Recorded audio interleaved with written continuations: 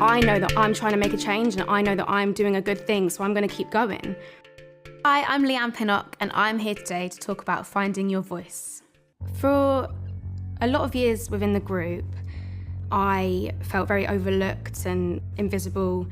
I carried these feelings for such a long time, and I actually remember breaking down to Andre, my fiance, and just getting really upset because I just felt like no matter what I did, it was never on par with the other girls in the group.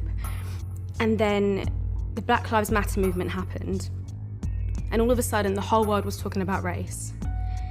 And I felt like it was time for me to talk about my experiences, be open and just let it all go. And I remember my sister calling me and saying, Leigh-Anne, do a video, just open up and just tell everyone how you've been feeling. I always had the confidence inside, like it was always there, but being open, it kind of like, it unlocked it, and it allowed me to be the Leigh-Anne that I was always supposed to be. I feel like it is so important for people to speak out if they see any injustices, if they are experiencing anything themselves, or if they see it firsthand. It's very natural to be scared to speak out. It's something that I went through. I was scared that people just weren't going to understand. But I think when I did, I felt a weight just lift. And opening up about my own experiences just helped me to deal with it better. There's always people around for you to speak to, and imagine if everyone spoke out about injustices, we would be in a better place, I think. And even when the whole Black Lives Matter movement happened and the whole world was talking about race, like it was something that I've never seen in my lifetime. It felt like things were moving forward and things were actually, like we were working towards some sort of change. I think for too long, people have been scared to say things, people have been scared to offend people or say the wrong thing. You know what, you might say the wrong thing, like I might say the wrong thing, but we're all learning, and how are we ever gonna see any type of change if we don't? I've learned to have more conviction in my voice. It didn't come instantly, like I've had to work to get here.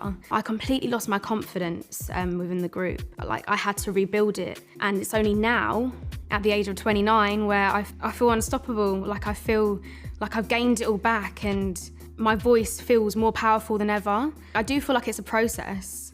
You do just have to keep striving on and believe in your power. I think that's the key for me. Like the moment I started believing in my power was the moment it all changed for me.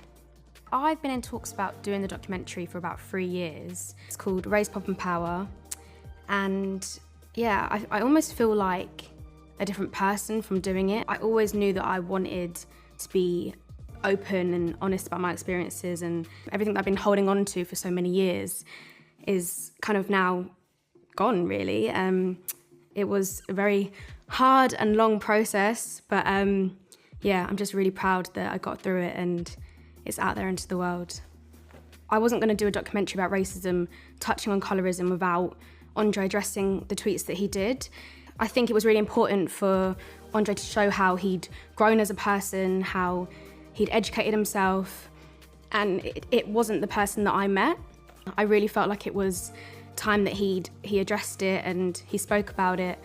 Yeah, and I was really proud at how open he was. He is a different person now, and sometimes I think confronting that is a really brave thing to do. So yeah, I was happy that he was able to talk about it. I don't feel like I ever felt like I wanted to give up. I did have a lot of fuel in me to keep going. And the outcome I wanted, I knew that I wanted to keep educating myself and keep learning. I wanted to address colorism, but through the eyes of darker skinned women and getting their experiences and their accounts of it. And I really also wanted to address the fact that if I was some shades darker, I probably wouldn't have even been put into the group. Obviously the documentary hadn't been out yet, and I was receiving all these comments about being mixed race and talking about colorism. That was a big obstacle I had to face on my journey, but I remember going to see Dawn Butler. I'll never forget it. She said, when the history books are written, what's going to be said next to your name? And to see the hatred that Dawn was getting online and the abuse that she gets just kind of made me think, she is so strong, and I know I can do this as well. I'm always going to get backlash from people. There's always going to be people saying negative things, and no one's always going to agree with what you're doing or what you're saying. but I know that I'm trying to make a change, and I know that I'm doing a good thing, so I'm going to keep going. I tend to ignore criticism now. I think you're always going to get it. You're always going to experience it in life. Even when you are doing something good, that there's always going to be backlash, and there's always going to be people saying negative things, but you just have to rise above it and just ignore it like I've done, and just think, you know what, I'm doing a good thing and I'm going to keep going. But I think at the same time, like, it is always it's important to keep learning, and if you have said something wrong, or if you have done something maybe you shouldn't have done, then yeah, learn from that and learn from the criticism. When I set out doing my documentary, I didn't just want to speak about it. I wanted to take action and do something. I am really proud at the diversity that I now see around me on my team at work. I have been on and on at my team for months and months, and finally I'm seeing a change. And I went to work the other day, I had 2 shoots, and I looked around and I saw people that looked like me. This has never happened before for 10 years. And I've been a part of that change, so I feel really proud about that.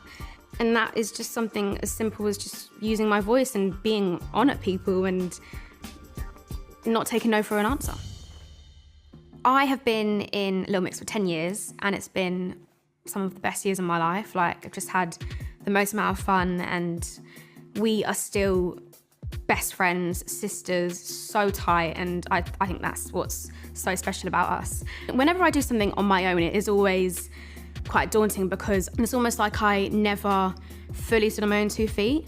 So actually doing the documentary, dealing with such a huge issue on my own, was a little bit scary, but I knew I had to do it. Like, this was my issue that I had to tackle. Going through that kind of on my own, I guess, made me stronger. I guess I feel less scared to stand on my own 2 feet now. Little Mix can never die, like, ever. Like, we just love what we do so much, and we love each other so much. So whatever we decide to do as a group, yeah, we're excited to do our own solo things alongside it. I feel like I've come so far in 10 years. Like, when I look at that young girl, little Leigh-Anne, at the beginning, coming into this world and this industry, just sort of being catapulted into it without even a thought, and just seeing myself now and how I've grown is just like, oh, it's mad, it's amazing. I'm proud that I've been so open. I'm proud that I've really spoken out, and I've become so much more confident. The fact that I can use my voice now to help others and use my experience to help others, I think I feel really good about that. The quote that I always love is, if not you, who? If not now, when? Just believe in yourself. Like, I've had so many setbacks, even before the group. People telling me that I couldn't do it, that I'd never amount to anything, I wasn't ever gonna achieve my dreams. And I kept going, I kept believing. I never let it affect me, and I do believe, like, that's why I'm sat here now. Everything I do and I try to do, I try to do it with conviction, and it's all about just believing, I think. I feel like, obviously, racism directly affected me, so naturally I wanted to fight that fight, and I wanted to speak up on it and see change. But I think there are so many issues in this world. There's so many injustices. There's so much going wrong, and there's so much to fight for. I don't think I ever want to limit myself and say I'm only going to fight for one thing. Like, I think this is just the beginning of me using my voice. The thing that I want to teach my child is to be confident, to know how incredible they are, to know how beautiful they are, to know that they can achieve anything. In reality, yes, like, I will teach them about Black history. I'll teach them that the world can be an unfair place, but at the same time, nothing is going to stop them. Like, they are going to achieve their dreams, and they can achieve their dreams, and they can be whatever they want to be. So the reason I wanted to work with One Young World is because when I was growing up and the years within the band, like, it took me quite a while to find my voice. That's why when I look at all these young leaders, like, that are using their voice and taking the time to implement change. I think it's so inspiring, and I love the fact that One Young World are there to support that and there to amplify their voices. I want a better world for me, I want a better world for my children and their children. I want to see change, and so do they, so I just felt like it was a perfect alignment for me. Another thing that I'm proud of is the foundation that I founded called the Black Fund. The foundation that I have created with my fiance, my sister Sarah, and Jay. It's basically a foundation to try and bridge the inequality gap. And we've recently just partnered with One Young World to support 2 young leaders who are speaking about racial injustices. The scholarship is called Investing in Equality, and we are looking for 2 young Black leaders who are either trying to break into the creative industry or fighting against racial injustice. We want to invite them down to the summit in 2022 in Tokyo, and all proceeds from the t-shirts will go directly to sponsoring that scholarship and to funding the scholarship. And yeah, I think we're just really excited to see how the Black Fund is going to grow. I always said that I wanted to actively do something to see change and not just speak about it. Yeah, I'm excited to see where it will end up.